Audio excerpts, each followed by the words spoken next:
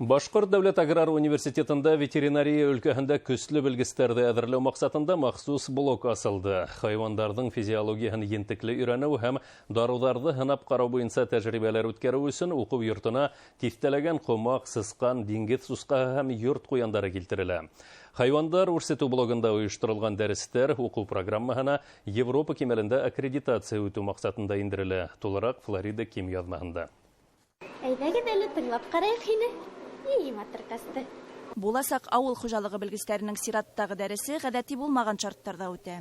Дәфтәр һәм китаптар урынына йән ияләре. Теоретик белемде практик һынаудар менән ныгытыр өчен университетта махсус блог асыла. Студентлар сыскан комактарның организмын өйрәнеп, фәнни тикшеренүләр үткәрә.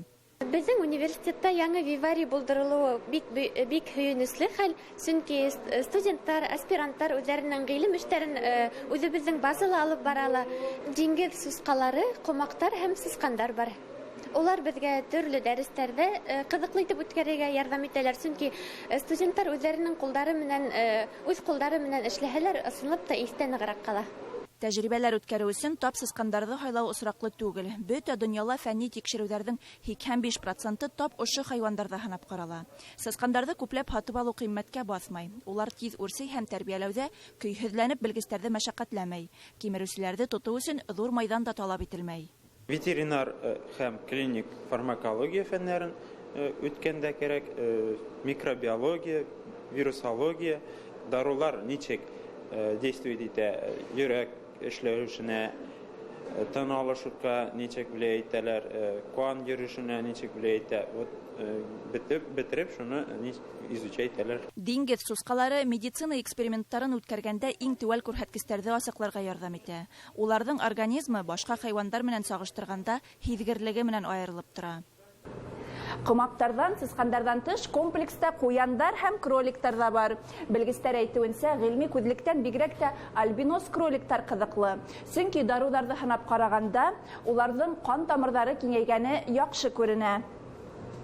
Хайвандардың сәламәтлеген тикшерү, уларның көндәлеген хәүефсез һәм уңайлы итеп оештыру өчен УЗИ кабинеты эшләй. Буласак ветеринарларны заманча шартларда укыту өчен университет җитәкчелеге 1,5 миллион сум акча сарыф итә. Уку йорты алдында амбициоз максаттар куелган. 2нче елга ветеринарларны әзерләү буенча Европа ассоциациясе аккредитациясын үтү көтелә. Уже проводит научные исследования. Университет сиктерендә ошо хайвандар ярдәмендә фәнни тикшерүләр үткәрә башланык. Һынаударда үткән дарулар республика хуҗалыкларында мал товарларды дәвалау өчен кулланылачак дип көтелә. Яңа блок ветеринария тармагында төпле белемле хезмәткәрләрне әзерләү максатында асылды. Әйткәндә, Европа ветеринарлары аккредитациясын үтү өчен ил буенча 5 аграр университет кына хайлана.